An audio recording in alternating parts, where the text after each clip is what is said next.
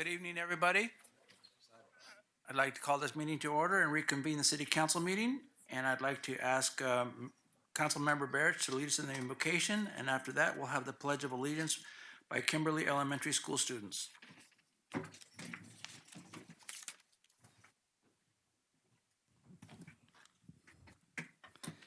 like to take this time to assure everybody that we're trying our best up here. We're not always right, but we always have the best interests of the city when we do things. So that being said, make us an instrument of thy peace. Where there's hatred, let there sow love. Where there's injury, pardon. Where there's doubt, faith. Where there's sadness, joy. It is pardoning that we are pardoned. Also reminded of that probably our best freedom is freedom of speech. And this is the opportunity for people to come up and tell us exactly what they want, what they feel, and we respect that. But Mark Twain had an interesting statement. He says, profanity is ignorance made audible. So please remember that. Amen. Okay, Kimberly students, come on up.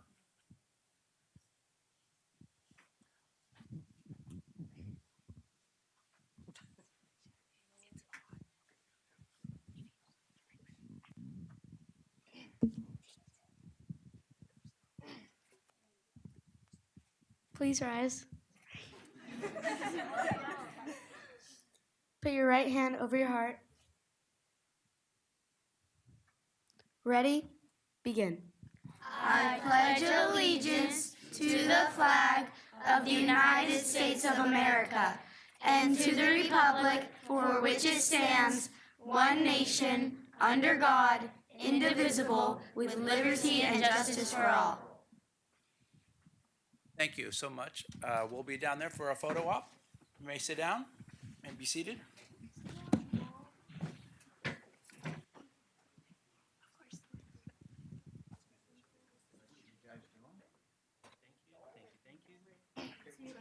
guys are going to take a little step. There you go. Scoot up, Jared.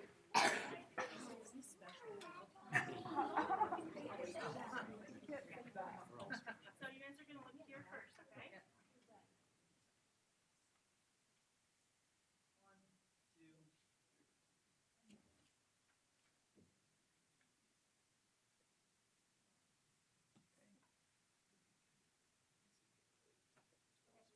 Break your necks, okay? Ready? 1, 2, 3.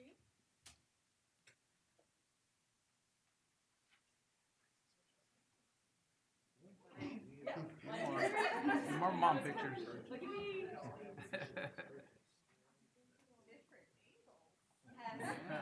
Good job, students. All Thank you. right, good job. Thank you.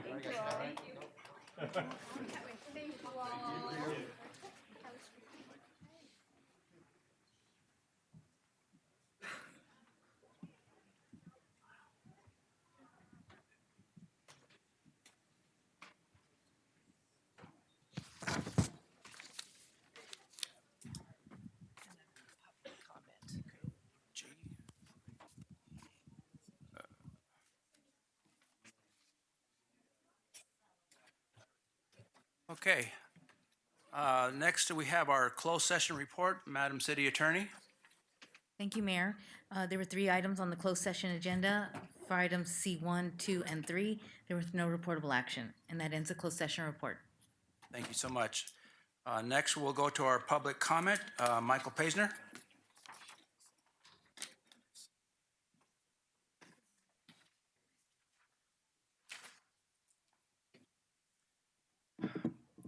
Hello, Michael Paisner, Together for Redlands. Together for Redlands is a group dedicated to bringing people together, and that includes all people, regardless of how you identify, who you love, or how you pray.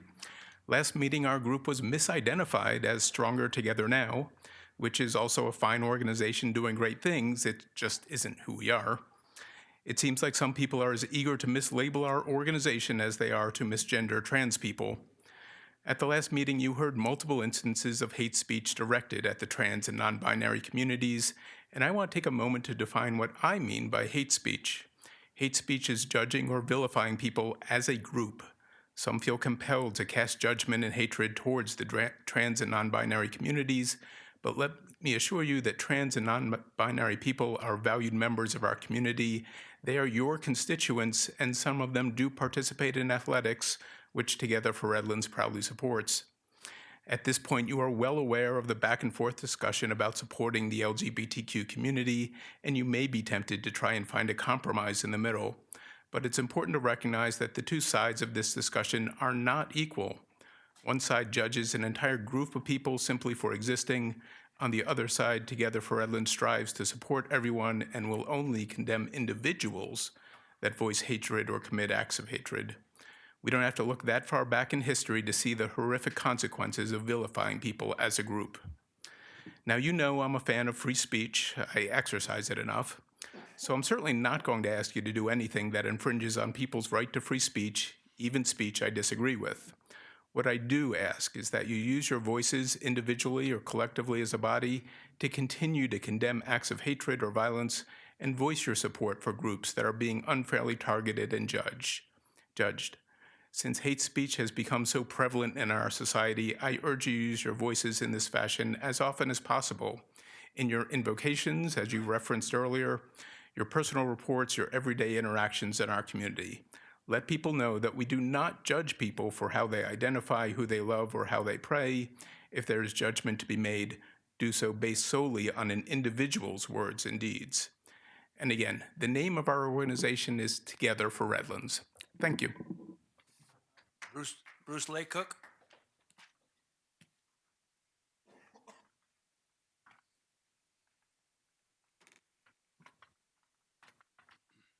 Good evening, council members and city staff. I want to talk to you tonight about something that I've personally witnessed and I've seen Facebook posts about. There seem to be a group of primarily young people in the community that are riding bicycles, popping wheelies, driving directly toward vehicles and scaring the people that are driving the cars for fear that they're going to hit these people, and treating those people when they react as though the people in the vehicle are doing something wrong. And I'd like the police to take a look at this and see what can be done about it.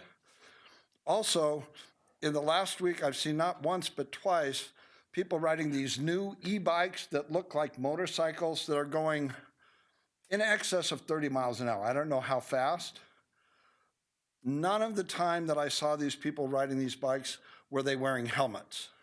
My wife used to work at Loma Linda in the neuro CT department, and she saw the consequences of people riding motorcycle-like vehicles and falling off, hitting their heads, and at the age of 18 or 20 or 22, being declared brain dead.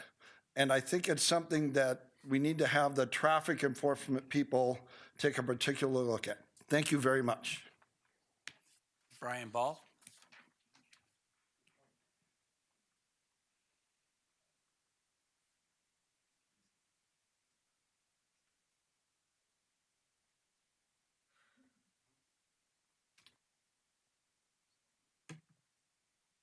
Hello, everyone. My name is Brian Ball. I'm a business owner and artist who's worked for multiple cities and the state of California, art galleries, museums all over Southern California.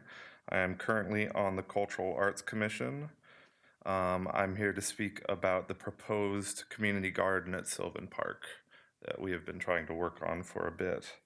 I believe the city would be missing out on a great opportunity to create a beautiful space for locals and visitors enjoy passing by.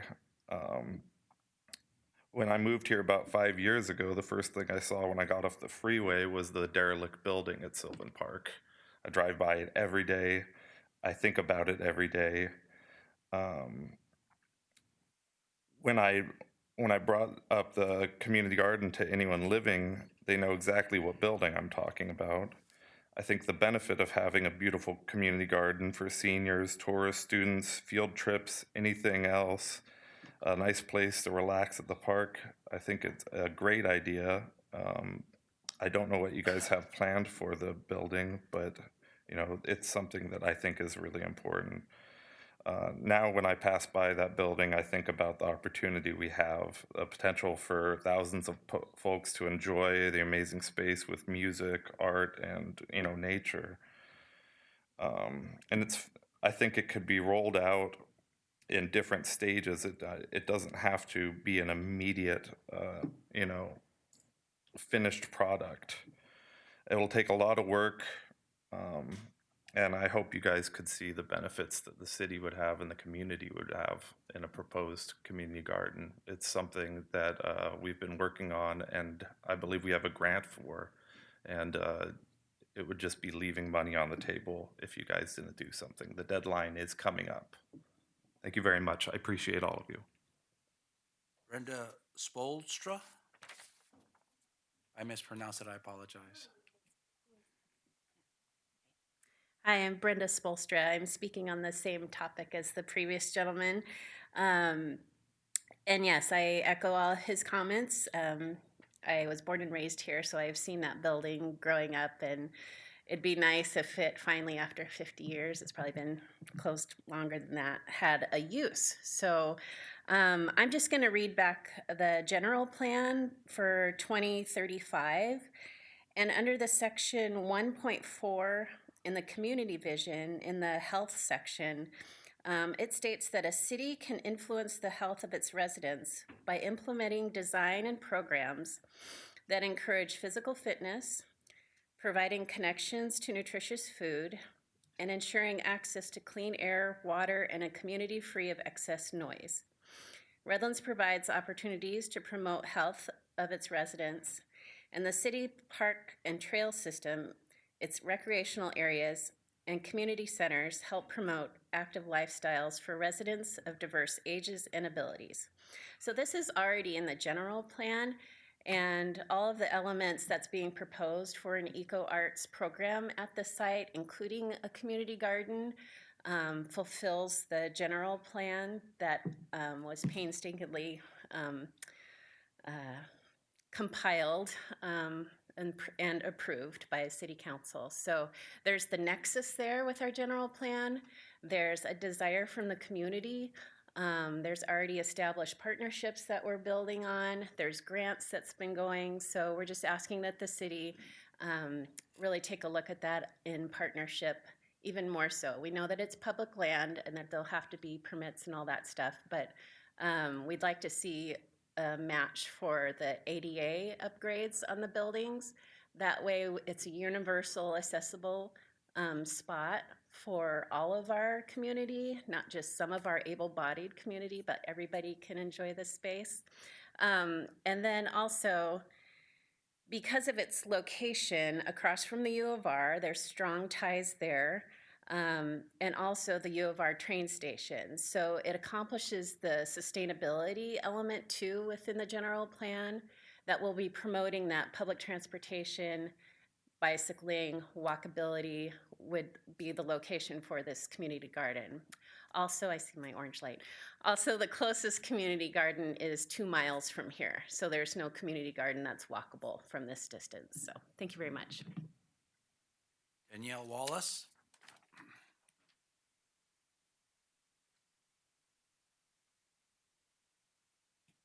Good evening, Council. I think a lot of you are familiar with me, but for those that aren't, Danielle GDC Wallace. I'm an adjunct professor at University of Redlands Johnston Center and an artist myself. I've been working on this project since 2020. And I'm just going to read my little spiel here. Imagine you're coming down University from the train station or the freeway, and instead of seeing a chain link fence and a boarded up structure along the university frontage, you see a vibrant intergenerational community garden space. There's a native plant garden buzzing with birds, butterflies, and other pollinators, climate-appropriate trees, and perennials hanging with fruits and berries. Students working alongside seniors to tend the plants, artists hosting workshops with families, writers studiously working away in the shade of an oak, gardeners teaching community members about water conservation, creating art, creating community, creating common ground. This is also a place to learn about the history of Redlands, its history of service, where the arts are celebrated, where programming in the tradition of the Redlands Bowl flourishes, access to the arts for all, a history of place from the indigenous tribes, then Spanish rule, to the booming citrus industry and the philanthropic residents who established the lasting legacies we enjoy today, including the library, the Lincoln Shrine, and the Redlands Bowl. We are determined to bring this vision to life through our REACH program. Our mission is to cultivate community through accessible arts and environmental action, sustainable practices, and shared creative spaces that foster personal and collective well-being. Our vision is to create a vibrant gathering place where creativity, learning, and environmental stewardship bring people together for the greater good. The flowers of tomorrow are in the seeds of today. Our present actions and choices will ultimately shape the future. We are fortunate to have the Arts in California Planning Grant to develop this project. And now we're well positioned to be awarded an implementation grant from the Arts in California Parks. These grants can be up to $150,000. The funds would provide artist stipends, gardening equipment, a maintenance gardener, and programming for community members. We have strong partnerships and public support. We're here tonight to encourage the city to not only support the program, but to invest. Let's plant the seeds today for the flowers of tomorrow. Thank you.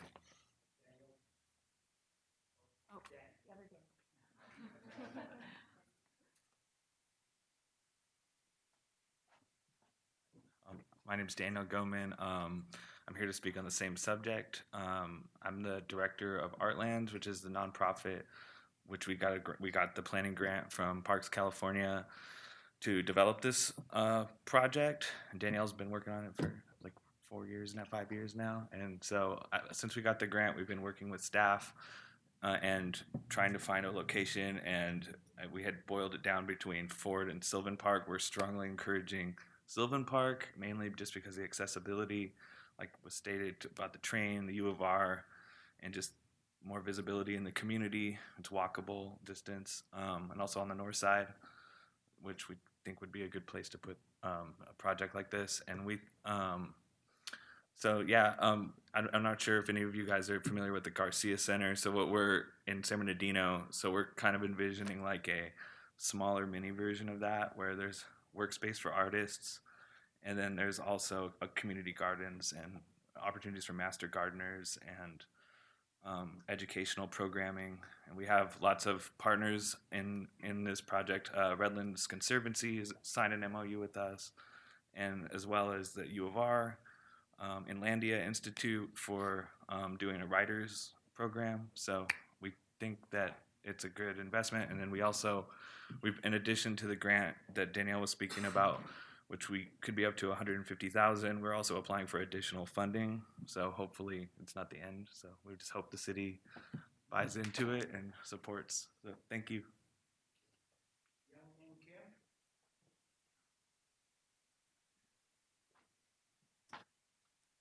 Hello, council members. Thank you so much for giving us, or for this. I'm just thankful for the opportunity to speak to you. I'm also here to support the Redlands Eco Arts Community Home.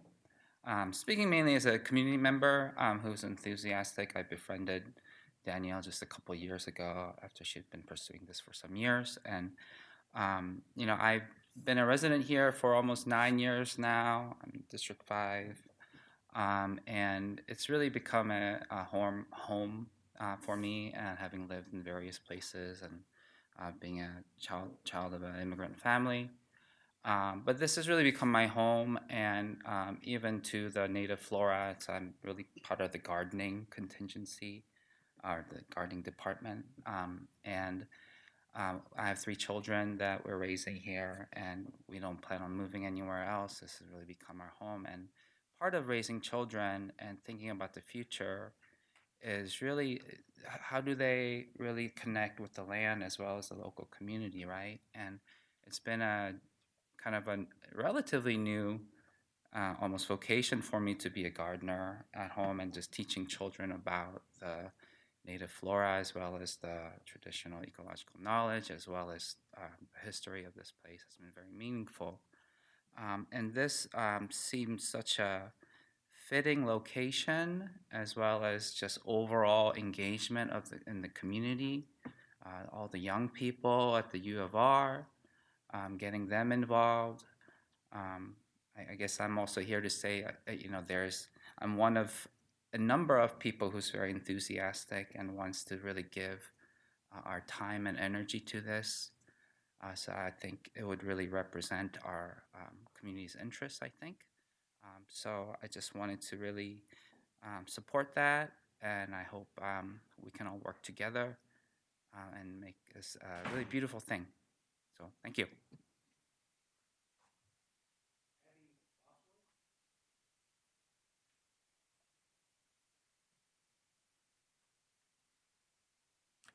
Hi there. Thank you for giving us this opportunity to speak. I'm also here to support the REACH, the Eco Garden and Artist in Residency proposed project in Redlands.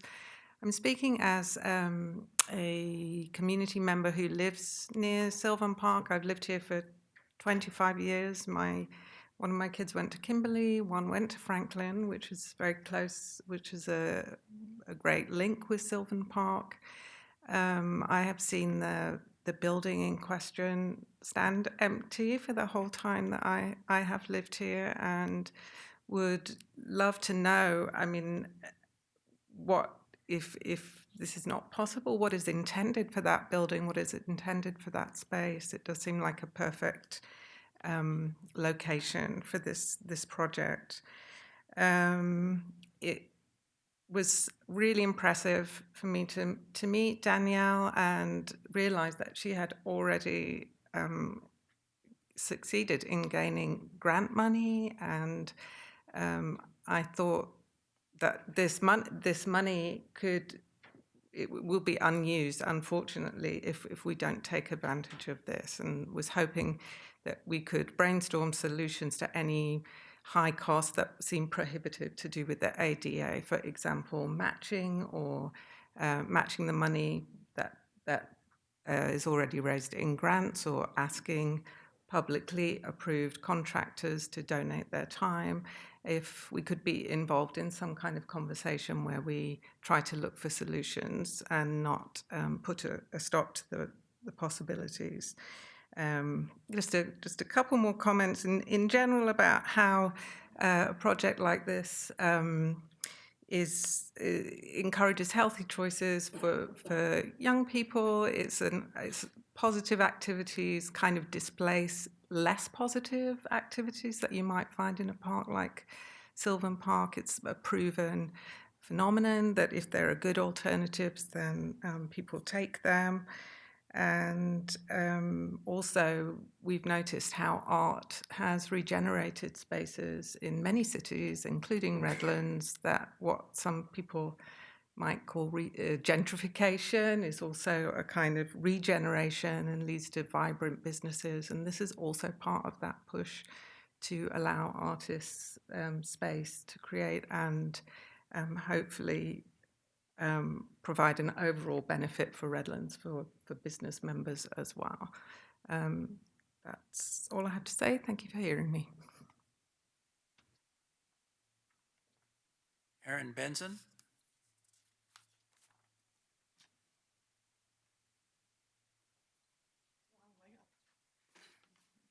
Thanks for hearing me. My name is Erin Benson. I'm speaking also for Redlands Eco Arts Community Home.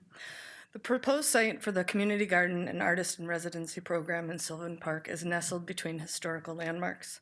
The Redlands Bowling Club, which was established in 1923, is on the City Historic Inventory List and is a registered California historic resource. The Zaha, or Zanke, whatever you prefer, is a historic canal built on an irrigation system as an irrigation system for agriculture and industry. Our citrus farming, which fueled the local agricultural boom for decades and decades. The Zaha is recognized also as a California State Historic Landmark, and it's included in the National Registry of Historic Places. As a resident of the North Side and someone who uses the park 5 days a week, without a joke, I've always questioned why there are two boarded up buildings, almost condemned, but maybe historic, on the east side of the park. My family and I frequently dream about stories, what people used to do in these buildings. We've always wondered about the water feature or waterless feature in the back. We attend 4th of July parades, Oktoberfest celebrations. We note the empty buildings in the shadows. We go to chili cook-offs. We go and we question why this property is lurking unused in the background. We've attended pig roasts at the picnic areas, while we are left to wonder what the history of the buildings and dream about revitalizing the area just on the other side of the Zaha. This weekend, I had the opportunity to meet with a very few motivated individuals who want to breathe the life back into this area, and I enthusiastically agree with their motives and vision. Sandwiched between the skate park and the vitality of the university, the Garden and Artist program is bound to succeed and offer a pleasant reprieve from weary commuters who will be welcome to the north side of Redlands from a long train ride or drive home. Thank you. Doris Dalgoon? Sorry if I mispronounced that.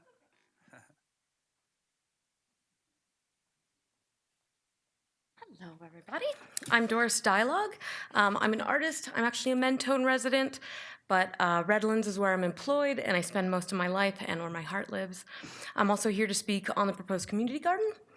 A garden centered around artistic expression cultivates connection, creativity, and education for individuals of all ages in an era of diminishing third spaces and in-person connectedness. A community garden is a living canvas to explore nature, art, and one's own interests collaboratively while being elbow to elbow with your neighbors, community, and environment.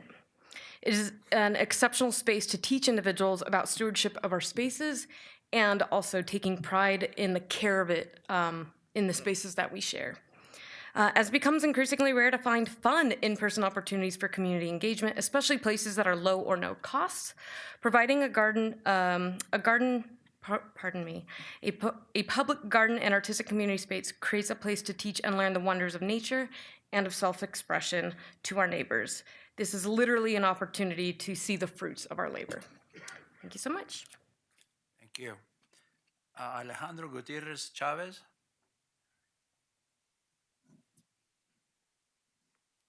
Good evening, Mayor, City Council, and community. My name is Alejandro Gutierrez Chavez. I'm an entrepreneur, educator, and I now get the privilege and honor to be the Executive Director of Arts Connection, the Arts Council of San Bernardino County. I'm here for 3 reasons. First, to thank the Council for your leadership and vision for the Redlands Arts and Culture Master Plan that you all have approved, and we have been a partner working on with you all on that. That really provides vision and opportunity for us to move the ecosystem at the state level to bring in funds to support the vision of local community. So really appreciate that. Second reason I'm here to speak today is also to invite community and everybody to the Redlands Arts Festival that's happening this Saturday. We're gonna have an open house getting community feedback on the draft Redlands Arts and Culture Master Plan. And then third, I wanna talk about the Sylvan Park initiative that a lot of the communities have been speaking on, but tie in a little bit of the economic data, because I believe a lot of my work and the work that I lead is on the intersection of the arts and economic development, which I think sometimes that is missing part of the conversation. At the state level, I was selected to be a creative economy work group member from the state of California to put together a strategic plan for the state. I was the only representative, not only representing San Bernardino County, but also Riverside County in that initiative. And I'm super excited for that plan to come out in July and present that to the community. But I want to highlight some economic data that's happening here in the city of Redlands. So the city of Redlands nonprofit and arts and culture sector produces a total of $14.2 million in economic data. And the return on investment is it produces 416 full-time jobs. And just in tax revenue for the city of Redlands, it's $609,000.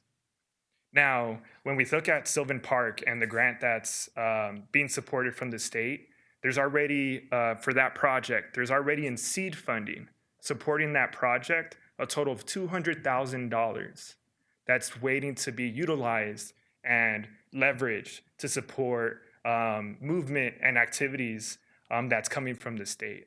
So not only the public benefit that a lot of the community is speaking on today, it's also the economic and ROI. And that's money that's from the state, that's not coming from taxpayer dollars here at the locally, that the state's providing. And my hope is that the city invests to bring those dollars down so that we could get some of the tax dollars that come from our community, from the state, back into our community. So any way we could support, partner with the city of Redlands, activities, workshops, or anything with regards to arts and culture and the intersection of arts and the economy, let us know. We're here as partners, and appreciate your leadership and vision for the Redlands Arts and Culture Master Plan, and looking forward to the continued collaboration. Mr. Moderator, do we have any public comment on Zoom? Yes, Mr. Mayor. Jennifer, it is your turn. Hi, can you hear me? Yes, go ahead.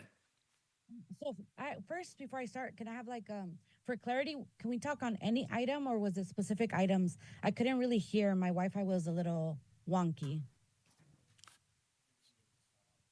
So anything that is not on the agenda under public comment.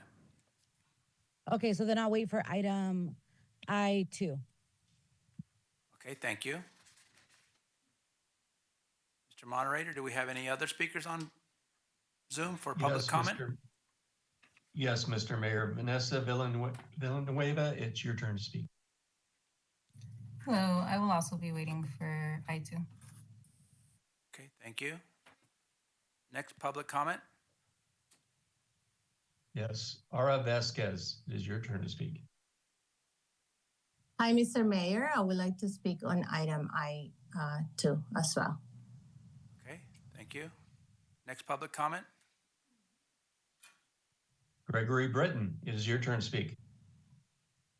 Thank you. I was also going to speak on I2, but after Mr. Paisner spoke, I could not resist joining in the public comment. Truth is not hate. Truth is truth. 2 + 2 is 4. The earth revolves around the sun, and XX does not equal XY. For every species on the animal kingdom, since there have been animals on the planet, there have been 2 genders, and you can't change in between them. Now, most of us would think that, most Americans think, and myself included, that personal relations between consenting adults are up to them. As with all of us, the Lord may weigh in at some point, but we will leave that to you and him. The T's are a whole nother matter. T is not truth. The trans are not truth. It is a man or woman either pretending to be the opposite gender or under a delusion that they're the opposite gender. If they're pretending, the rest of us have no obligation to join in. If they're suffering a delusion, same answer, and we hope that they would get some help to adjust their thinking to reality. In practice, this has very pernicious effects. Children are being confused about this and encouraged to undergo chemical and surgical castration, mutilation, and sterilization. This is a heinously evil agenda, and one that's very profitable for the people that are involved in administering those treatments, by the way. Girls are being denied athletic opportunities. They're losing scholarships. They're using championships that they deserve because to boys or men who can't make it in the men's division now want to compete in the women's division. Women and girls have been injured because of the superior strength that men have in playing in women's and girls' sports. And it's also an assault on reality itself. That freedom, as George Orwell said, is the freedom to say that 2 + 2 make 4. If that is granted, all else follows. But in the end, he also writes, the party would announce that 2 + 2 make 5, and you would have to believe it. So what they would have you believe is that if you're a woman or a girl and you're in your locker room, that man standing next to you, private parts exposed, is really a woman, and you have to believe it. This is wrong. It is an assault on reality, and it should We need to draw a line in this one. If we let them get away with telling us that XX equals XY, there is no limit to the lies that they can propagate through our society. Truth is truth. Truth is not hate. Thank you. Mr. Moderator, are there any more public comments? Yes, Mr. Mayor. Jennifer, it is your turn to speak. Thank you. So I'm going to speak as myself. While I am representing Sierra Club for something else, right now I want to speak as myself. As someone from the community that loves to have rainbows and has always felt very welcome in Redlands, I do appreciate the arts, and I also appreciate the fact that we have someone on the board that has always advocated for our community. And the fact that people try to use the word truth as a factual form without reading any cited sources, without having the facts about what queer ecology does in order to shake social structures that have been created. There have been cultures, indigenous cultures before our times, and are currently still here that have different people, and they represent themselves differently in their own culture. They have different words. And this idea that men are stronger than women, I have higher levels of testosterone than most women and some men, just based on my own genetics. So I just want to say, I want to advocate and tell the community of Redlands that when we think about the environment, we think about open spaces, and we think about people being free to feel who they are to their fullest self, regardless of the hatred that people try to spew, claiming it's truth. Thank you for your time. Mr. Moderator, do we have anybody else on public comment? That's all the public comment at this time, Mr. Mayor. Okay, thank you. We'll now close the public comment portion of our agenda and move on to our consent calendar. I move we approve the consent calendar. We're not pulling anything, right? No. I move that we approve the consent calendar. Second. There's a motion and a second. Madam City Clerk? Councilmember BARICH. Yes. Councilmember TEJEDA. Yes. Councilmember Davis. Yes. Mayor Pro Tem Shaw. Yes. And Mayor Saucedo. Yes, thank you. Move on to item I, communications. One is a conference report on the 2025 City County Conference of San Bernardino County Transit Authority. So that is up to me. So it was a day-and-a-half conference up at Lake Arrowhead. It was a wonderful opportunity to see all the cities that were represented there and really hosted by the San Bernardino County. There were concurrent sessions going on, and I was involved in the first session, which was the Proposition 36, the implementation and impacts of that. The moderator was Sheriff Shannon Dykes, and the panelist, our District Attorney Jason Anderson, Police Chief of San Bernardino, Derek Goodman, and the Assistant Sheriff, Travis Newport, gave all the different pros and cons of the new proposition that is being implemented and how they're going to be looking at ways to make sure that that proposition is implemented in the right way and not overstepped. There was a concurrent session that I did not go to. It was on the California Advanced Clean Fleet. Again, then later on, there was a disaster response lessons learned through the fire and ice. And we had moderator Trevor Leja from the County Executive Board, Dan Muncy, the Fire Chief of the Fire Protection District, Cristana Gonzalez is the Director of Office of Emergency Services, and Julia Juarez from the Deputy Commission of the Community Relations and Outreach, and our own Chief Rich Sessler was on the panel, and they gave a good account of how the mutual aid implemented in both the bridge fire and the line fire. A great discussion. And then later on, there was another session, the evolving industrial landscape, the challenges and new opportunities, which was a roundtable of Phil Burham of the Deputy City Manager of the City of Fontana, Brian Jones, Assistant City Manager of Menifee, Jolene Hayes, Senior Associate of Senior Associate of Fair and Peers, and Becky Bradley, the Executive Director of Lehigh Valley Planning Commission, talked about all the opportunities for using spaces, public spaces for regeneration of green spaces, and some of the advantages and some of the opportunities that some of these other agencies were able to do. And then the closing session was a legislative roundtable where Chad Mays and Scott Wilk, a former assemblyman, Anthony Rendon, a former speaker, and Phil Ting, the founder of the Alum Advisors, gave a kind of a legislative report on how the legislative goes about conducting their businesses, the challenges and opportunities that they have, and why there were some questions from the audience about, why is this, who really controls Sacramento, what are some of the challenges, how to best function and navigate through the legislative process.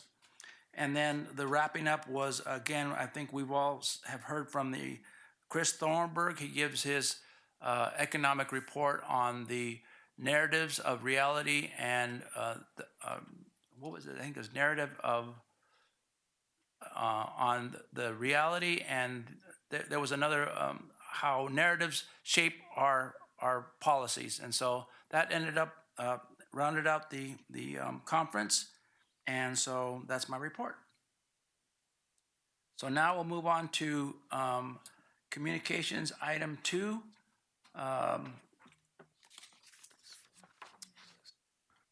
This is a discussion and possible action regarding the South Coast Air Quality Management District Proposal Amendment Rule 1111, reduction of NOx emissions and natural gas fired furnaces, and the proposed amendment Rule 1121, reduction of NOx emissions from residential type natural gas fired water heaters. Mayor Pro Tem Shaw. Thank you, Mayor and Council. This is an item that we visited on March 18th and again on April 1st. At our April 1st meeting, we were a day before the SBCTA board meeting, and the request was that we table it to see how SBCTA would respond to the proposed regulations. SBCTA, or SBCOG, the Council of Governments, had already received the presentation from AQMD.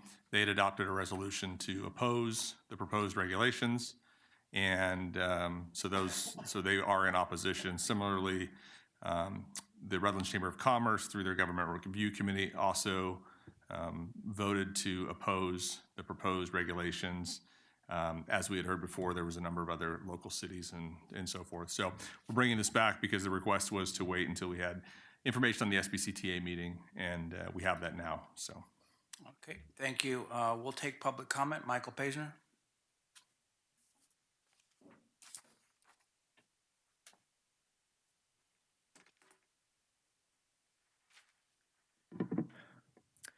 Hello, Michael Paisner.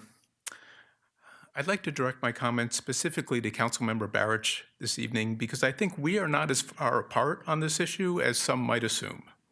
We both appreciate how far our region has come in improving air quality and the fact that we can now actually see our mountains a good portion of the year. Where we may differ is the weight we give to the less visible pollutants that cause us to be ranked as the worst air quality in the nation. Yep, 2025, we have the worst air quality in the country, again. The effects of this poor air quality have been likened to a sunburn of the lungs, causing shortness of breath, triggering coughing and asthma attacks, and potentially shortening life. Maybe I'm being selfish, but having loved ones with asthma makes me prioritize improving our air quality in order to improve my loved ones' quality of life. And I think that's a sentiment you do appreciate. We also share the concern that the economic effects of this policy will impact some people more than others. But providing economic incentives for desired behavior and taxes on undesirable behavior is actually a well-established approach in our society. Prior examples of this include rebates for installing solar panels in electric vehicles and sin taxes on cigarettes and alcohol. This proposal follows in those well-worn footsteps by offering rebates to help those that switch from gas to electric appliances and imposes a modest fee of $50 to $100 for those who don't. As for the concern that the source of energy may still be gas power plants, It is obviously easier to regulate and mitigate the pollution from a small number of power plants compared to addressing the countless small leaks from tens of thousands of gas appliances. And ultimately, we can't pretend that burning fossil fuels will go on forever because we know that can't and won't happen. We will transition away from fossil fuels, and the only question is when and how much pain we impose on ourselves until we do. My real concern with this policy is the funding of the rebate program to facilitate the cost of transitioning away from gas appliances. How long will that money last, and is the per unit rebate sufficient to motivate the good behavior we want? I urge you, if you're going to provide criticism of this proposal, make it constructive criticism.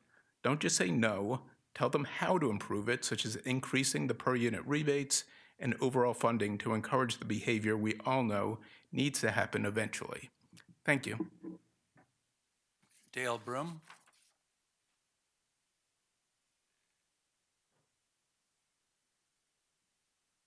Hello, City Council. I wanted to thank you for addressing this issue, and particularly for Mark Shaw to bringing this to the forefront. I want to urge the City Council to pass a resolution or send a letter to the South Coast AQMD to urge them to drop these rules, 111 and 1121. Even with the latest modifications of these proposed rules, these rules are very financially restrictive for homeowners and businesses, and to be honest with you, it's constitutionally illegal, and I'll talk about that in a second. But first of all, the whole basis for this is that we want to reduce NOx gases. Then the NOx gases, they have way overblown the health risk, and quoting that there's over 4,000 emergency visits, 16,000 cases of new onset of asthma, 4,000 premature deaths that will be resolved if we pass these rules. The problem with it is that it doesn't make any sense. If we think about burning natural gas in your home to cook, I mean, if this is so dangerous, why aren't people just having asthma attacks and going into respiratory failure while they're cooking? It doesn't make any sense. So second of all, these NOx gases that they've been proposing, they're going to require that the manufacturers of natural gas furnaces and water heaters have to meet certain compliance levels, and if they don't, they're going to be force these manufacturers to pay a mitigation fee. And that mitigation fee is in no way sufficient to cover the entire cost of the entire Southern California area to convert to electric appliances. So what they're going to have to do is they're going to have to keep raising that mitigation fee. In fact, I don't think they can even do that. The only thing they're going to be able to do is to tax natural gas usage by putting that on your a surcharge on your gas bill. So this is the only way that they can get this thing paid for, because it's just exorbitantly expensive. We're talking anywhere from $15,000 to $30,000 per home, $20,000 to $40,000 per unit in a multifamily property, and there's just no way that these mitigation fees of $50 to $100 are going to be sufficient to cover the cost of that. And second of all, I wanted to reiterate that this is really unconstitutional. And here's the point is, and it's not just my opinion, this is coming from the Attorney General and from the Trump administration, because they wrote an executive order here on April 8th that addresses a lot of these issues, which has to do with this is a form of cap and trade. What's happening is they're shifting the cost of these conversions to everybody who remains using a natural gas furnace or water heater. And so we have to pay, who choose to use natural gas, the cost of conversion for everybody else who wants to convert to electricity. And this is a cap and trade program. It's illegal. In fact, in not too long, the Department of Justice is going to file charges against the state of California for their cap and trade programs, because it is unconstitutional to restrict our use of natural gas that comes from New Mexico and Texas, which is where most of our natural gas comes from, and say we can't use it. Thank you. Thank you. Mr. Moderator, I believe we have some some comments on this item. Yes, Mr. Mayor. Gregory Britton, it is your turn to speak. Evening again. Evening again. Thank you for taking this up. This is really an important issue. Dr. Bloom was just outlining the costs of that. On a 25-unit apartment building, that would cost $500,000 to $1 million. And if you're a renter, probably on limited income, if you have any doubt about who's going to pay for that, look in the mirror. The rebates are a scam, because where does the money for the rebates come from? It comes from us in either in utility fees, utility bills, or in taxes, so that the government takes money on one hand and then generously offers to give it back if we do what the government wants and choose the type of appliance that the government wants us to have. So that's really a scam and not a way around these huge costs that someone is going to pay for this. And the electrical system in California is already not sufficient. They warn people during the summertime, don't charge your electric car when it's hot in the afternoon when people are running the air conditioner. So now we're going to even add further to the burden. On the other hand, during the wintertime, when you really need your furnace, if the electricity goes out, or either because the lines are down or they turn them off because there's high winds, you're not going to have any hot water and you're not going to have any heat for your home. And if you live in a cold area, it can get pretty cold here in California during the wintertime. We know natural gas is safe. We've grown up with it in our furnaces, in our stoves, in our water heaters. It's bunk, and they try to alter the language, as they always do. And we're not talking about banning gas furnaces and water heaters, which they are, and that's the goal. That's the end goal of this whole process. It's NOx regulation. Oh, that sounds okay. Let's regulate the NOx. And instead of saying what they're really up to, which is banning our natural gas appliances, and can our stoves be far behind? Already electricity in California is 92% more than the average. The rest of the national average, only Hawaii has more expensive electricity.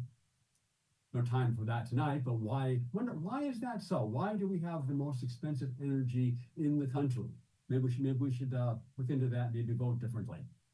So for all of these reasons, for our businesses, for government's going to have to do this to pay for all this too, for homeowners, for renters, protect our right to have natural gas appliances. And lastly, we've talked about whether the government should do this. In a free country, why should the government have the ability to tell free people what kind of appliances we have in our homes? Because they shouldn't be able to. Thank you. Thank you. Next commenter on Zoom. Yes, Mr. Mayor. Ara Vasquez. Hi, hello. I hope that you can all hear me. Yes, we can. I'm Aura Vasquez. Thank you so much for holding this meeting and taking on this item. I want to just start by sharing that I facilitate a coalition of over 12 organizations that sit in your area. We have together collected about 750 petitions urging not just you, all of you here, but also everybody in the South Coast AQMD area. I want to say that these rules save lives. And I want to also clear out a few misunderstandings and misinformation that you're getting from the last two speakers. The idea is that as these silent killers in our homes, these appliances, not just to my home, and I'm a renter, but to everyone's home, is killing people softly. And I'm sad that some of you don't know people with asthma and don't know what it's like to live with a respiratory illness or a heart disease, or knowing that future generations are not going to have a healthy start because of gas appliances in their homes. This is not about me against them. This is about doing the right thing to protect people's health. And also, they go zero for everybody here in this meeting so that you can go check it out. It has about $80 million on rebates where people can do the transition and can get up to $4,000 if they wish. The idea is that if your gas appliance breaks, when you go to Home Depot, whatever you go to, you ask, and they give you options. So whoever is telling you here that they're regulating and telling you what to do, well, I don't know what world you live in, because this is a world of options and choices. And this is what we're giving people. We're giving the chance for them to choose something better that is cleaner. If you choose to stay with your gas appliance and kill your family, that's on you. But this board has the responsibility to protect the health of not just your city residents, but also the South Coast AQMD residents as a whole. So I urge you I beg you to take this very seriously and to think about the many people that rely on you to pass good policy to protect their health, because it does save lives. Thank you. Next speaker on Zoom, Mr. Moderator. Yes, Jennifer, it is your turn to speak. Good evening, everyone. My name is Jennifer Cardenas. I am a campaign organizer with the Sierra Club. And on behalf of the Sierra Club and our members and supporters in Redlands, I'm requesting that you oppose item I2. Similar to Aura, we are hearing a lot of misinformation. What these rules do is not force communities to choose one type of appliance. It's ensuring that manufacturers create more options for the consumer. This idea that manufacturers will put the cost on the people that buy the appliances sounds like capitalism. But that also means that capitalism will give us an option of having other manufacturers come in and give us better prices. This idea that we're vilifying manufacturers because they're going to put the cost on the people sounds like we probably shouldn't be working with those manufacturers in the first place. We should not say that the cost of an appliance is worth more than the cost of the lives. There's one thing that you can do, and that is replace an appliance. You can't replace a life. South Coast AQMD oversees 17 million people in its region. You creating a letter that opposes these rules when you are not impacted by ozone the same way that communities in Colton and Fontana are, in Moreno Valley, when you do not live exactly right behind a rail, and you're saying that these rules are just not feasible for you, there is data. The admission sources contribute to emergency room visits, hospitalizations due to heart attacks, aggravated asthma, decreased lung functions, restrictive airways, premature deaths, cancer, stroke, diabetes, Alzheimer's disease, and that's just to name a few. These aren't made up diseases or impacts. This is what communities in our region are facing. We are overwhelmed in the Inland Empire by the logistics distribution. And some communities don't have the same opportunity to have clean air. So you sending a letter of opposition, remember that you're also sending this on behalf of the lives that are severely impacted, those frontline community members. And I urge you to get real information, not misguided information. These are facts. You can check how many people are impacted. You can check their illnesses. These aren't made up numbers. We see it every summer in the hospitals. Go to one of the hospitals in the Inland Empire and you will see children in there because of asthma. These rules will protect the inside of the home because it gives the community the option to finally have more opportunity to buy electric. It doesn't force them to buy it. They could still buy gas. So while you hear a lot of misinformation, take your time. You are elected officials overseeing people. You are supposed to be visionaries. Thank you. And really, that concludes your time. Thank you. Next speaker on Zoom, Mr. Moderator. Yes, Vanessa Villanueva, it is your turn to speak. Hello, my name is Vanessa Villanueva, and I live in San Bernardino County, and I'm a frontline community member and Sierra Club volunteer. Today, I'm testifying to voice my opposition on item I2. We all know how our communities are impacted by pollution. So why is it that you're all deciding to vote against rules that would directly improve the air quality in our homes? Our outside environment is bad enough, and we really need to make our homes safer. On top of that, the excuse in other conversations, I was at the last meeting, it seems to be that opposing these rules is an effort to prioritize housing, but in reality, it really is just prioritizing landlords and developers because they might bear some costs and accountability in our efforts to make homes healthier. You're really just putting profit over people and calling it housing affordability, all while the Go Zero program exists and makes it affordable to go through this process.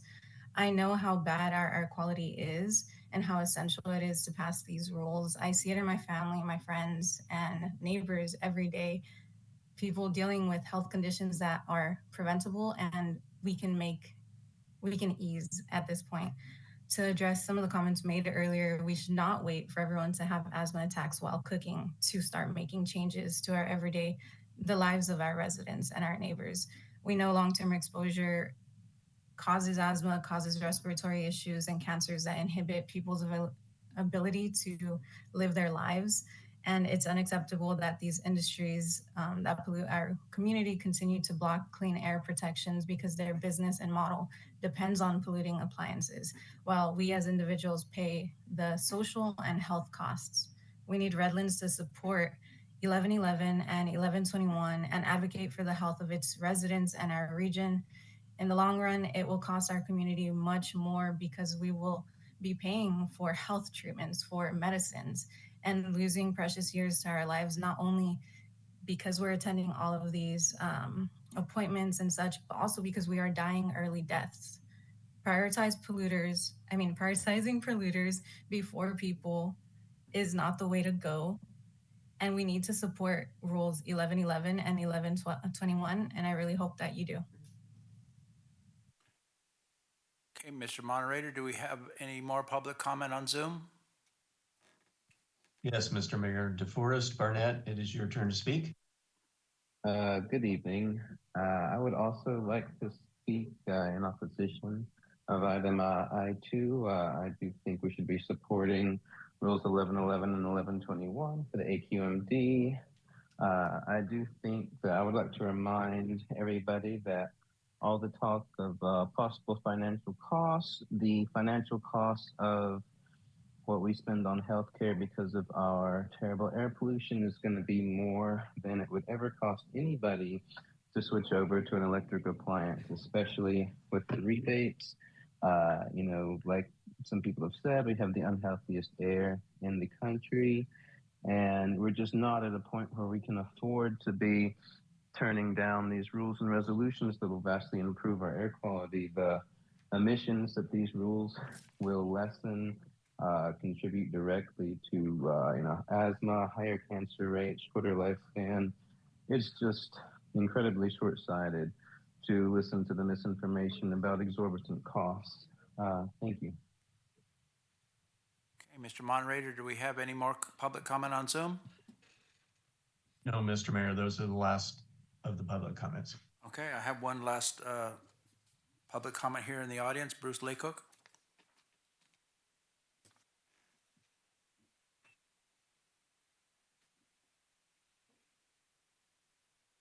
Hello, council members. I'm not a big fan of mandates that tell me what to buy or what not to buy. Having said that, 50% of the NOx emissions in our air, which is correctly been described as the worst air quality in the nation, comes from gas appliances in homes and businesses. We can't control all the diesel truck emissions and the other kinds of emissions, but we can make a dent in that 50% number with this. I think a phased approach that includes incentives for both the manufacturers and the customers who want to make a more air quality sensitive decision would be a really good idea. And to have the city council in a community that has the worst air quality in the nation voice their opinion that this kind of idea is something they are opposed to looks bad for the community, and it looks bad for the council. Thank you. Okay, I don't have any more public comments. What's the wish of the council?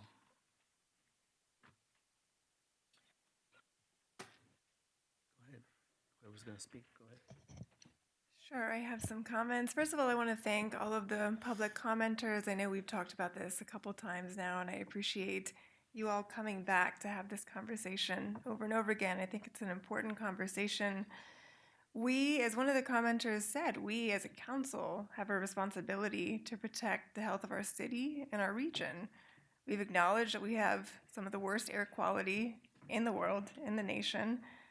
The data are clear on how this affects the health of our communities in the Inland Empire.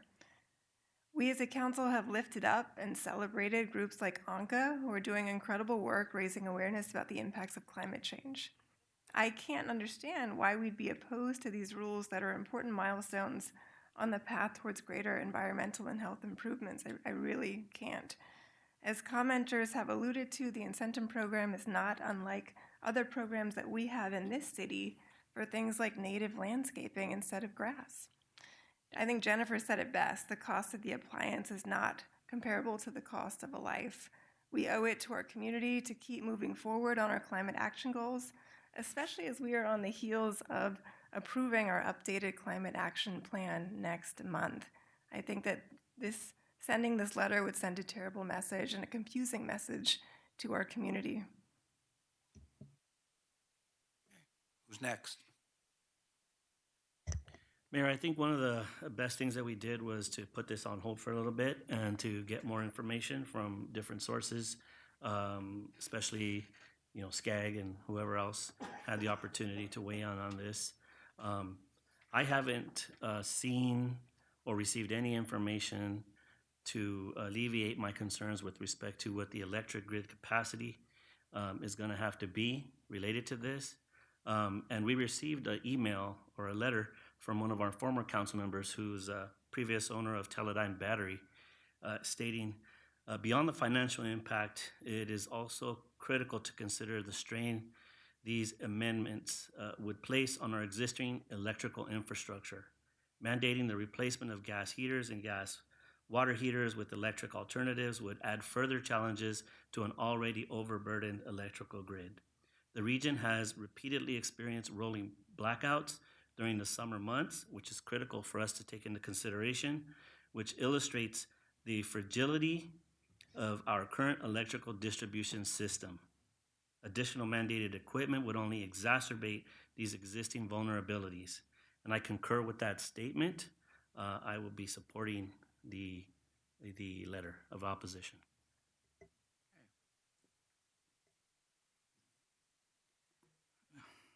Just a couple of things. It seems like we have statistics. I'm not going to argue. I've lived here my whole life. I do have asthma, but my asthma seems to kick up during the spring when we have flowers, and especially the orange blossom, which I love constantly. But that's the time that I have, and most of the people that I know, their asthma is affected during this time of the year, and it had absolutely nothing to do with the air in general. Now, you can imagine when I was a kid, you couldn't even see the mountains during the summer. We've really strived big time to improve this area. I'm not going to argue saying we have to agree or disagree. We have the worst air. I'm sure we still have bad air. I'm sure there's got to be other people without that. But if we start treating the number one killer is heart disease. So we're going to shut down McDonald's and all the fast food places and things of that sort. I mean, we start cutting back and improving our food, we're going to have a lot less people that have heart attacks. We can't even support, if I felt comfortable that we have the grid to be able to do it, it would be fantastic. But how do we power those plants? You don't have someone on a wheel running around generating electricity. It's got to be generated in some way. Also, a lot of people I've talked to, including engineers, chemical engineers, saying that one of the cleanest types of energy is natural gas, which we have in abundance. And someone mentioned New Mexico and Texas. California has even had more than New Mexico, maybe not as much as Texas, but we have quite a bit of natural gas here that we don't take advantage of. Number one cause of pollution is cars. It always has been and always will be. I know we're trying to make an improvement. I drive an electric car, but a lot of people can't afford the same thing that I can. I just, the burden people, I mean, it's amazing the people that really are for this seem to care supposedly about the poor and things and people that need help. This is going to be a big burden, and I don't care what you can say, you know, irresponsible landlords. It rolls downhill whether the government does it or it doesn't. Also, if you're not aware, the state of California is broke. So where are they going to get the money to pay for this? Either rebates and things of that sort. If I was sure that we'd be able to be successful and it would help people, but I think it's a process that we have to do. If we start getting more power plants, we'd be able to support this. I would be in support of this, but I think it's at this point, it's really hard for me to support this until we have a stronger infrastructure to be able to power these electric tools that we have, or we're going to have. Okay, thank you. I'm going to support the recommendation based on a few items that, number one is the cost. And I know it's been talked about in the cost that it's going to be rebated and they'll make it easier for them. But I've heard from a lot of the constituents here and received a lot of emails, a lot of input. The other reason why I'll be supporting the recommendation to sign the opposition letter is the options. I think as residents, as citizens, that we should have options. We shouldn't have to depend on one source of energy. That was real proven with our wind thing, the issue that we had, and then rolling blackouts will come in the summer. Everybody's going to want to turn on their air conditioner. And I think it's just going to be very hard for those folks to be able to rely on one source of energy once that is gone. And I think, again, it was stated by Councilmember Tejeda and Councilmember BARICH that there are the same kinds of issues and considerations that I have heard from the constituents and heard from people besides the opposition letters or the opposition from the Chamber of Commerce, affordable housing folks, communities that provide affordable housing. I think it's going to be a real hard thing to do to try to put this on the backs of people in our community. So I am in favor of the recommendation. With that, I move that the City Council authorize the mayor to sign a letter to SCAQMD on behalf of the City Council in opposition to proposed amended Rule 1111 and proposed amended Rule 1121. Second. Madam City Clerk? Councilmember BARICH? Yes. Councilmember Tejeda? Yes. Councilmember Davis? No. Mayor Pro Tem Shaw? Yes. And Mayor Saucedo? Yes. This is a item J1. This is a public hearing to consider resolution number 8683, adopting the 2024 Engineering and Traffic Study Report and rescinding resolution number 8348, introduction of ordinance number 2982, amending chapter 10.24 of the Redlands Municipal Code, confirming prima facie speed limits for specified city streets, and determine that the approval of the resolution and introduction of the ordinance is exempt from the environmental review pursuant to section 15061B3 of the California Environmental Quality Act, Municipal Utilities and Engineering Harris, and this is a public hearing. Thank you, Mayor and Council. You last adjusted speed limits in December of 2022, and at that time, we were pretty rigidly bound by the methodology. You've heard the term the 85th percentile rule. The way it worked back then was you measured speeds on a specific street corridor, and the established speed limit was based on the 85th percentile of those measured speeds. There was some very slight allowance for an adjustment, but not much. At that time, I committed to redoing the study when Assembly Bill 43 became effective, and that became effective January 1st of this year. It allows cities, and more specifically our city engineer, a little more discretion and latitude in making other adjustments when there are safety considerations that should be made.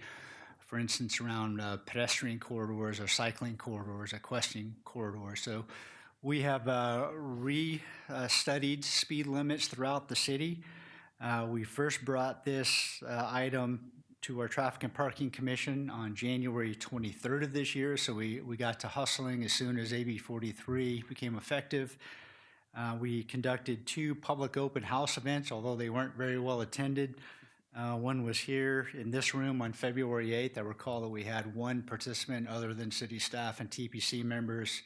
And if I remember correctly, he was a former RPD officer who used to do speed studies for the city during his career. He's retired now, if I remember correctly.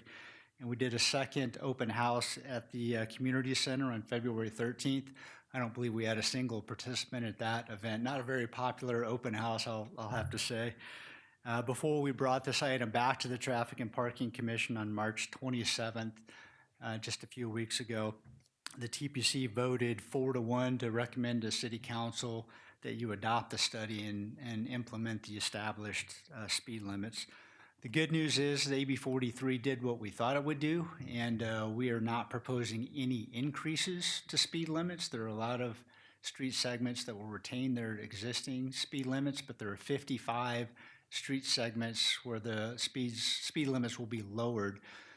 There's both a clean version of the ordinance and a legislative version in your packet. The legislative version is a little clearer to see which specific segments the speed limits will be reduced on. So you're introducing the ordinance tonight, which will eventually, if you choose to do so, update the code and adjust those speed limits. There's also a resolution for you to consider tonight that would adopt the speed study. With your approval, we will bring back another item July 1st of this year for you to consider adoption of the ordinance. And if you do so at that time, 30 days later, or at the very end of July, the new speed limits will become effective. So we have a couple of months for our FCS department to be able to build signs and get them installed throughout the city. We'll also make our best effort to notify motorists ahead of time that speed limits are changing in certain corridors. I know the RPD is already committed to some public education, and we have some changeable message signs. We don't have very many, so we'll put those up in key corridors to notify motorists of the changing speed limits if you elect to adopt those. That's all I have for you tonight. We do have our consultant who performed the study here tonight, and we have some members of the TPC that I believe want to make some public comments as well. Okay, thank you. Are there any questions or comments from the council? Just a comment. I wanted to thank you very much for the revising of the 55 segments of roadway. We have roadway in every district that is affected, and I really appreciate that, especially those that are problematic in District 2. I really like what I'm reading here, and it's about time that we've had this opportunity to correct some things. With that traffic study, having it at 85th percentile was a problem because it didn't require people to actually observe the speed limit that was posted. So thank goodness for this change, and we're able to make these corrections for the betterment of our community.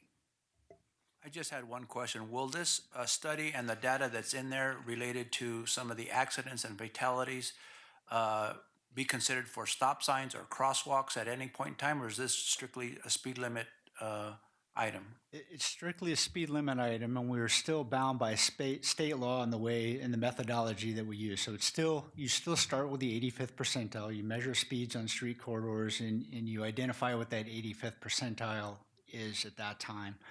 But then the city engineer has some discretion in lowering or adjusting those speed limits in certain areas, and he's done that. You could gather lots more data. I think you can hear some public comment about this tonight. So for instance, is driver behavior affected? Do drivers drive differently at night versus day, or during inclement weather versus dry weather? And I think that's all very helpful data and information. More data is good data, right? I think it would be helpful in informing our RPD as they set up their traffic patrols. We would not, by state law, be allowed to use any of that data when we are analyzing how to adjust speed limits throughout the city, though. Okay, thank you. Any more questions or comments before I open it up to the public? So it looks to me, I have the study right here, 55. I'm glad we've lowered them. I would have liked to have seen at least half of these 5 miles an hour less? But you say we have no discretion because we're bound by this? Is that what you're We saying? have taken every possible liberty to adjust the speed limits down as low as we can while complying with state law. So you're saying that these are final, is what you're saying? We vote for this is it? Well, you heard a lot of public comment a couple of years ago when we talked about this, and there were some other cities that were implementing what AB 43 now allows us to do prior to January 1st of this year, and they did so at risk. Those communities made those choices, but there were some risks involved. I can't say that you cannot arbitrarily set speed limits, but it wouldn't be based in the methodology that's allowed by state law. The reasoning, there's two significant reasons for the state requiring us to do these studies and follow this methodology. One is to try to approximate the safest speed. I mean, of course, 10 miles an hour is the safest, is way safer than 30, but we're not going to do 10 all over town. So what's the fastest speed that would be considered safe for the design of the road, conditions of the road, things like that, whether there's sharp curves, things like that. The other is to prevent cities from creating speed traps. We want to make sure we don't artificially lower speed limits and then write a lot of tickets and enrich the city general fund because of it. We certainly don't do that. We would never consider doing that, but there are cities throughout the United States that have done it in the past. And so that is one of the reasons where if you were to set a speed limit lower than the study requires, then we would be subject to creating a speed trap. Anyone who receives a ticket during that could sue the city. That is one of the big reasons to follow what the study says.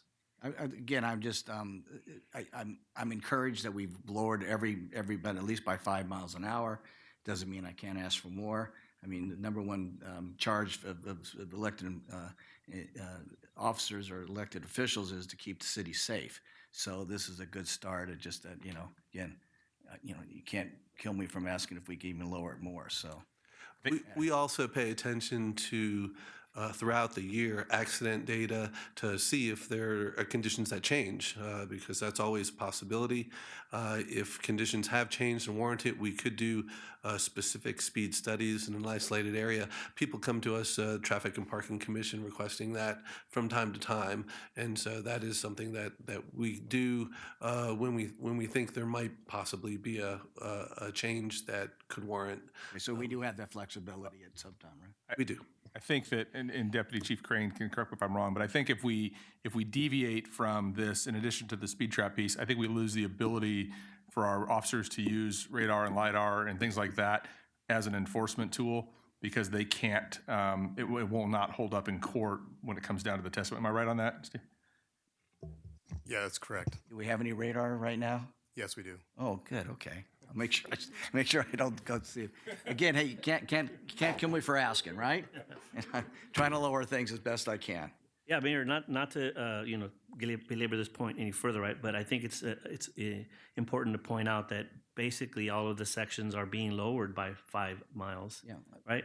Right. The speed limit that's currently on there, some of them are 10, but I think 90% of them are 5 miles. So 5 additional miles lower, so than what they currently are. Okay, anybody else on the council? All right, Kevin Morningstar? I think that it's Morningstar. Thank you. Evening, Mr. Mayor, member of the City Council. So I'm Kevin Morningstar, third generation in this general area and a 27-year resident specifically in the city of Redlands. I also serve on the Traffic and Parking Commission and happen to be the current chair, but today I'm here speaking only as an individual and a resident and not in any other capacity. Through my service on the commission, I've been tracking the speed study since its inception last fall.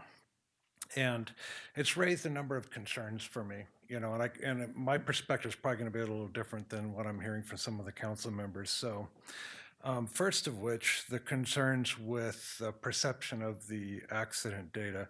as the author of that report makes no correlation of that data to any posted speed limits.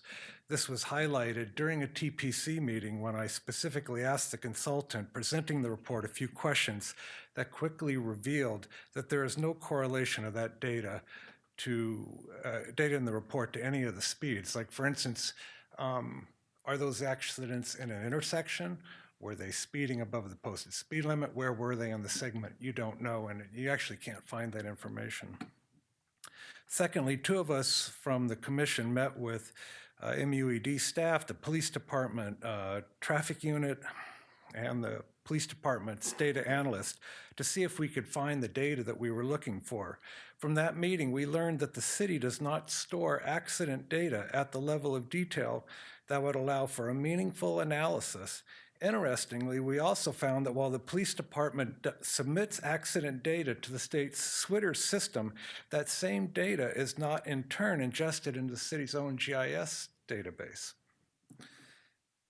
As to public interest, as the director mentioned, I've not observed any.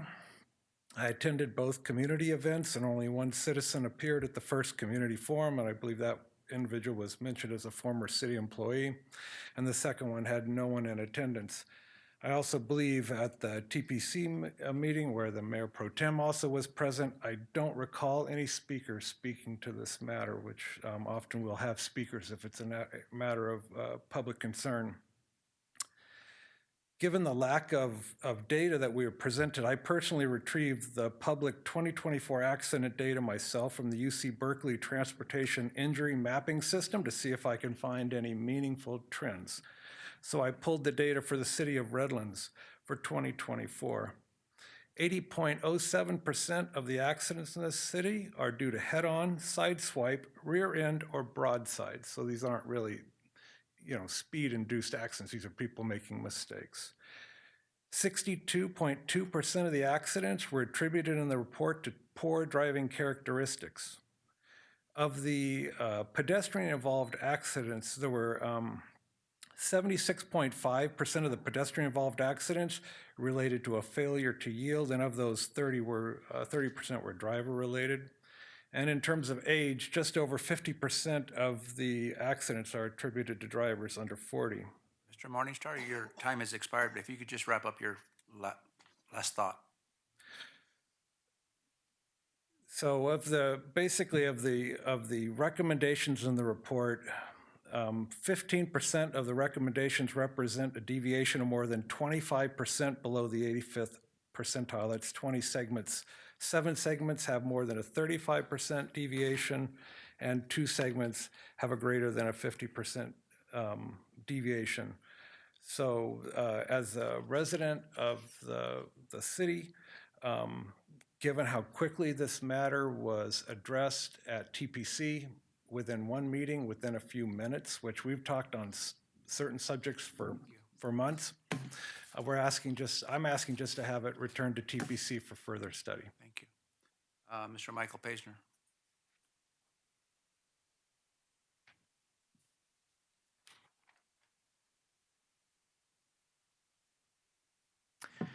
Hello, Michael Paisner. Apologies, I was not able to make the community events. I don't recall the conflict, but I was aware of this effort and I am interested. My first career was actually in risk management, and though it's been a couple of decades, shame to say, I did actually teach defensive driving classes at one time. One lesson I've retained from that experience is that increased accident risk is not just caused by high rates of speed, but also by differences in speeds between vehicles. And with that in mind, I point your attention to segment 33 on Colton Avenue and segment 133 on Wabash Avenue. In both of these areas, the speed limit is higher for one segment, but reduced in surrounding segments, resulting in increased speeds for a relatively short span. And while I do not question that these individual segments may warrant a higher speed limit, the effect of increasing and then decreasing the speed limit over a relatively short distance may have some negative effects. It could lead to some people taking advantage of the higher speed limit while others stick to the lower speed limit of the surrounding roads, resulting in differences in vehicle speeds and therefore increased risk. Another effect is that some people may assume the increase and subsequent decrease in speeds has a malicious intent.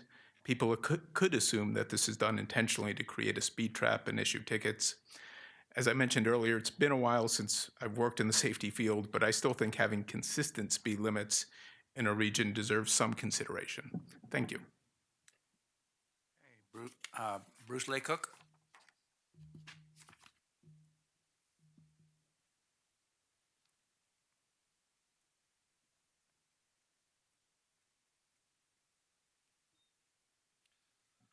Good evening, council members and city staff. First, I'd like to say that I appreciated that man's comments about the amount of deviation in the report, and I would like to second his recommendation that if he, who is well versant in this issue, thinks it ought to have more consideration, I'd like to second his suggestion that you give it further consideration before you take action. The other point that I would like to make is changing the speed limits,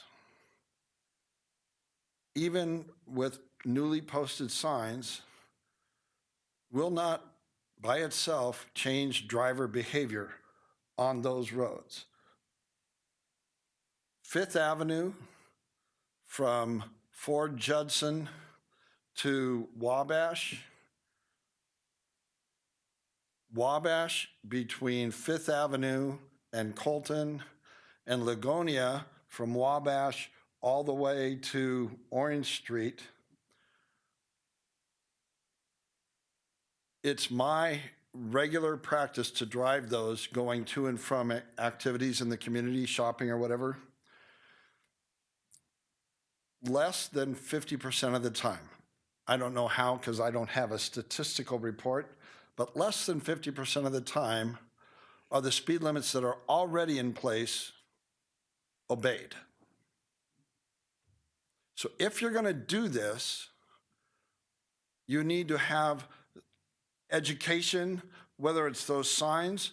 Frankly, I think issuing warning tickets on those streets, you know, posting the signs, issuing warning tickets, something that catches the people's attention on those highways, of those roads, is going to be required in order to change behavior.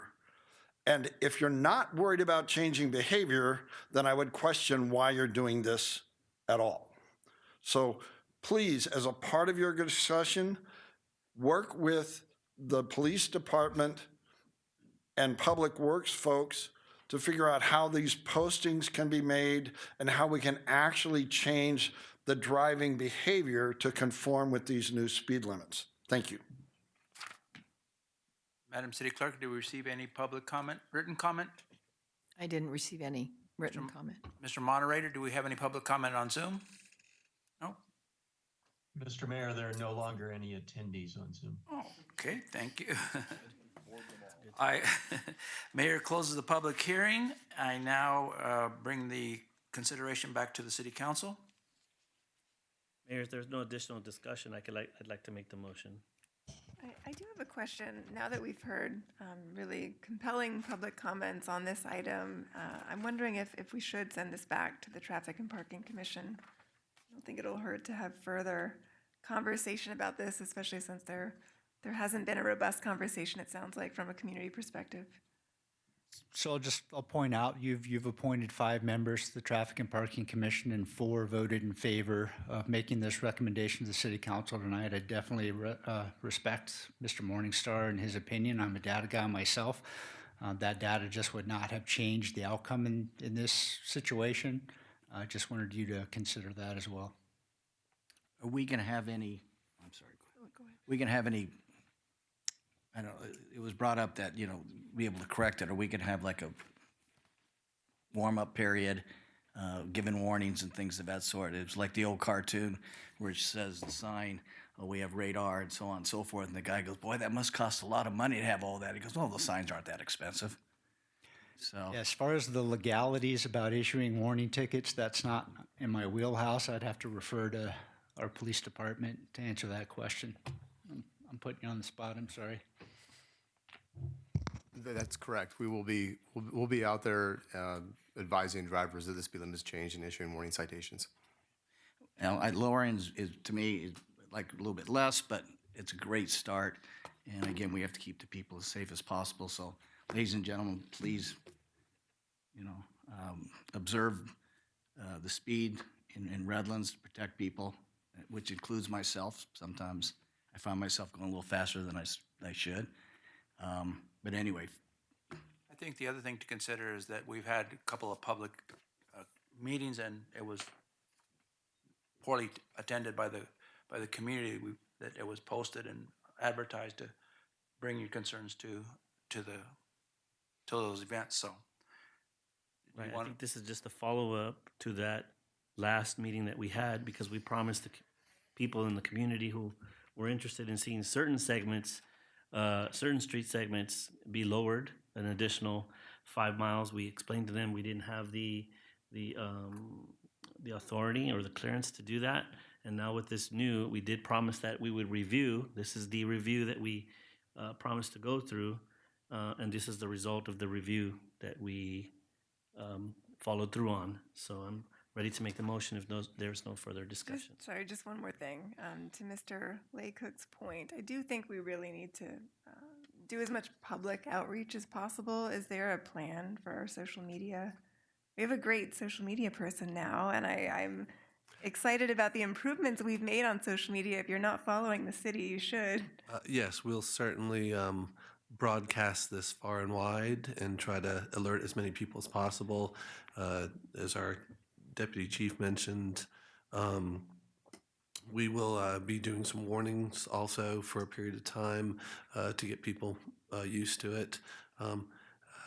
People do drive fast in Redlands. That's something that I noticed ever since I've been here. One of the factors is we have very wide streets, and it encourages people to go fast. I wasn't surprised, actually, with the last study when the speed limits were raised.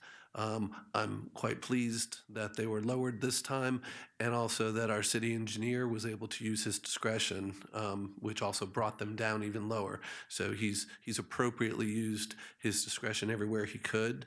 And so, yes, we'll be putting that on Facebook and all of our social media outlets to let people know, beware, look at the signs and make sure you're going the appropriate speed. Thanks. Yeah, it would also be great for our amazing police department to do a public service announcement recording that we could share on our social media platforms. Thank you. So now, if there's no other discussion, I move the city council determine that the approval of resolution number 8683 and introduction of ordinance number 2982 are exempt from environmental review pursuant to section 15061B3 of the California Environmental Quality Act, and I move to approve resolution number 8683 and rescind resolution number 8348, and I move to introduce ordinance number 2982. Second. Madam City Clerk? Councilmember BARICH? Yes. Councilmember TEJEDA? Yes. Councilmember Davis? Yes. Mayor Pro Tem Shaw? Yes. And Mayor Saucedo. Yes. Okay, moving on to item K1.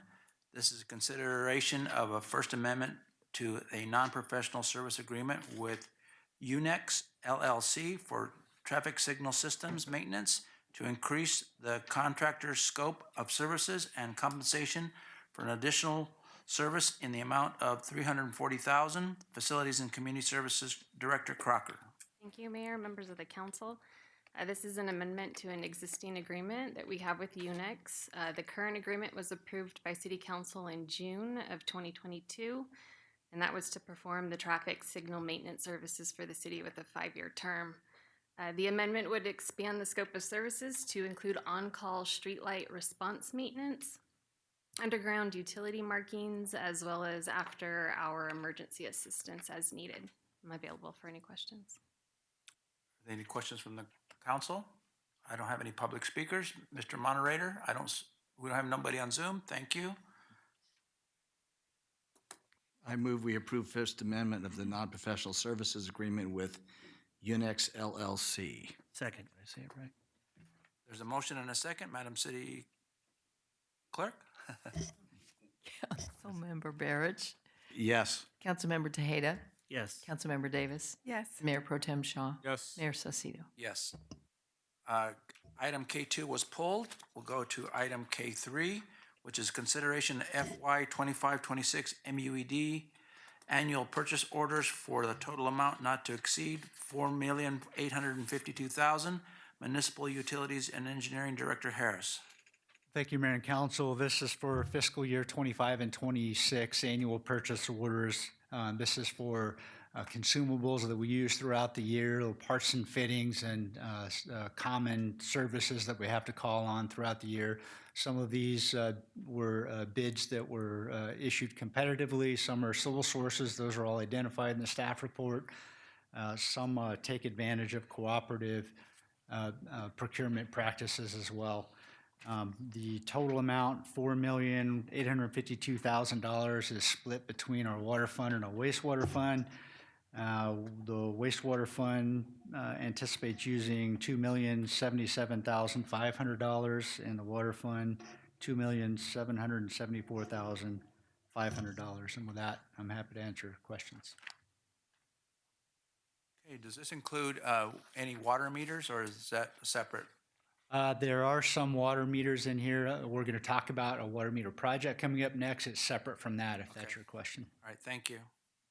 Any questions from or comments from the council? I don't see anybody on Zoom. What's the wish of the council?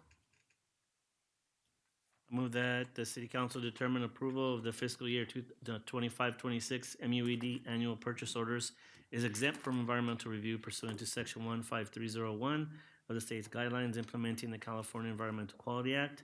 I further move to approve the fiscal year 25-26 MUED annual purchase orders for an amount not to exceed $4,852,000. Second. We have a motion and a second. Madam City Clerk? Councilmember BARICH. Aye. Councilmember Tejeda. Yes. Councilmember Davis. Yes. Mayor Pro Tem Shaw. Yes. Mayor Saucedo. Yes. Agenda item K4, consideration of the First Amendment to the non-professional service agreement with Ferguson Enterprises LLC for the water meter replacement project to increase the total compensation of about 2.5% to $6,915,828.08, and determine that this action is exempt from the environmental review pursuant to section 15061B3 of the state guidelines implementing the California Environmental Quality Act. Municipal Utilities and Engineering Director Harris. Thanks again, Mayor and Council. As you know, this is the last phase of our citywide water meter replacement project. It's a standalone project separate from meters that we purchase for maintenance throughout the year. We have a $2.7 million grant from the Bureau of Reclamation that is a refund type grant. So when we finish the project up, we'll be refunded $2.7 million of the $6.9 million total project cost. In this last phase, we combined 3 years worth of projects. We anticipated doing these in 5 annual phases, and we combined the last 3 years. I think there were about 14 or 15,000 meters that either had to be replaced or upgraded in some way. And as we got into the project, we found that some of the meter vault lids were odd sizes. For instance, you would expect to see a really large meter vault and a large lid on a larger meter, and that wasn't always the case. So this is what we call in my field a balancing change order. We're very near the end of the project, post 95%, and we've reconciled all the quantities, and we're going to be short by about $168,000, which, as you mentioned, Mayor, is about a 2.5% increase on the total contract value of. We started at $6,747,256.96, and assuming approval of this change order tonight, the total contract value will be $6,915,828.08, which again is about a $168,000 increase on the total contract. And with that, I'm happy to answer questions. Are there any questions for staff or comments? No?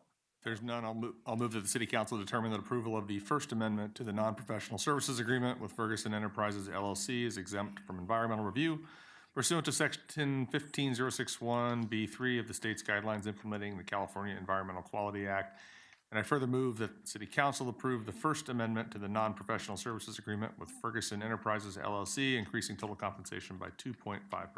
Second. There's a motion and a second. Madam City Clerk? Councilmember BARICH? Yes. Councilmember TEJEDA? Yes. Councilmember Davis? Yes. Mayor Pro Tem Shaw? Yes. Mayor Saucedo? Yes. So that takes us to individual council member announcements or reports or on activities. Who wants to go first? Mic on. Went to Library Days, which was well attended, as well as the library board. Give the people a little update. We're hoping to have the Museum of Redlands all completed. And I know you've heard this before. Like I said, I'm hoping to have it in my lifetime, but it looks like we're getting there. Things are going well, and it's going to be a beautiful addition to the city. But we're probably looking October, November of this year. Sounds about right. But that's at least some light at the end of that tunnel. I also went to Library Days. It's a great event, as always. I attended the Boards and Badges event at Sylvan Park. Was really excited to see how many skateboards were given out. Fantastic job to our police department. Right before that, I attended an event in Riverside. They had a Blue Zones project kickoff. The project is sort of separate to the Blue Zones Health Initiative, but we do have a Blue Zones Health facility in Redlands, and they've been doing walks at Brookside Park on Saturday mornings at 10 a.m., and I've been joining them as often as I can, so join us for a walk on Saturday at 10. Still going on, they extended it. It was 10 weeks, and by popular demand, it's several more, so come join us at the park on Saturday morning.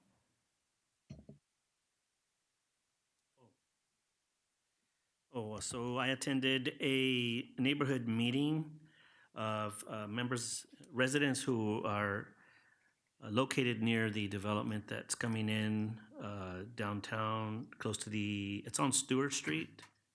It's the Esri development. There were quite a few residents who were impacted. We had City Manager DUGGAN there, Development Services Director Desatnik there, MUD Director Harris was there, and the residents were there as well. They're just communicating their concerns about traffic and issues that were related to that coming development. I attended a Teamsters meeting, local Teamsters, that is, just to check in with them from our city team. Mother's Day was on May 10th, which was, I think, Library Days as well, so I was not here for Library Days. For the Latino community, it's May 10th, and so I took my wife to be with her family in Mexico. So I was there for that weekend. I attended briefly a UFCW rally at a local Stater Brothers. Just for a short period of time I was there. And my daughter graduated this past Friday, so I was there. Congrats. Thank you. Appreciate that. Yeah, I also attended the Library Days open house. What a great event. Congratulations to Director McHugh and his team. They did a fantastic job. I think they estimated the in and out line at about 45 minutes most of the time. So, great event, and I'll submit the rest of my information in my monthly report. I did just want to highlight that for those people that might be in town this weekend, the Firefighters Car Show is this weekend downtown on State Street. I think it starts at 8 o'clock, so it's going to be on Sunday? Yeah, Sunday the 25th. And so there'll be a lot of great cars to come and see down there. So come down to State Street and join us. So on my report, I believe like the last one, I have about 20 events that I attended, and I'm going to highlight a few of them. The city manager and I met with Assembly Member Robert GARCIA. We also attended the Redlands Public Market opening, and I believe it was already about Hike for Heroes, Hike for Hope. The other one was I did a book reading at the Mountain Grove Plaza for the little young ones, and they did some arts and crafts after the Barnyard book that I read to them. And then the Boards and Badges was one event that I did attend, but there was also Rotary Jazz. They had all the Redlands Unified School Districts, middle schools and high schools put on a concert that same day as the Boards and Badges. Went to a Congressman Pete Aguilar's town hall meeting. Taco Bell, they had a re-grand opening of their new designed exterior, and so they did that. And that concludes my report, and I'll submit the other ones that I put down. Okay, with that, I am going to, tonight, I want to close our meeting in memory of Dan McHugh, who passed away last week. Dan retired in 2022 after 28 years as our city attorney and the principal legal advisor to the city council and the city manager and all city operations. Dan was appointed in 1994 and served with 18 separate city councils. He witnessed a tremendous change in the city over nearly 3 decades and was intricately involved in many of the most important developments in our community. He held a tremendous amount of institutional knowledge. It is hard to overstate his role in the city's history during that time. Dan's work habits were well known to everyone in the city hall. City staff would frequently find him at work well before dawn and on weekends. It wasn't unusual to receive a memo or a revision to a contract or a staff report late at night or for the city council, city manager, or staff to find a 2 a.m. emailing waiting for them on Monday morning. In December of 2021, Dan announced his intent to retire in the spring in order to spend more time with his family. Dan was a highly intelligent man and with dry wit and an incredible work ethic. And for those of us fortunate enough to work with him, we'll always remember him with the fondness and respect. Dan, we miss you, and we adjourn this meeting in your memory. Dan McHugh.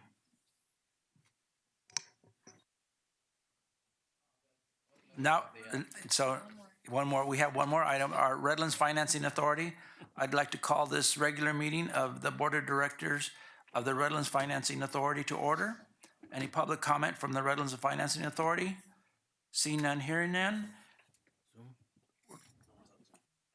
I move we approve the minutes. Second. There's been a motion to approve the minutes of January 21st, 2025. And Madam City Clerk? Board Member BARICH? Yes. Board Member TEJEDA? Yes. Board Member Davis? Yes. Vice Chair Shaw? Yes. And Chairman Saucedo? Yes. Now I adjourn the Redlands Financing Authority meeting till the next Financing Authority meeting will be held on September 16th, 2025. And our next regular City Council meeting will be held on June 3rd, 2025. Thank you all.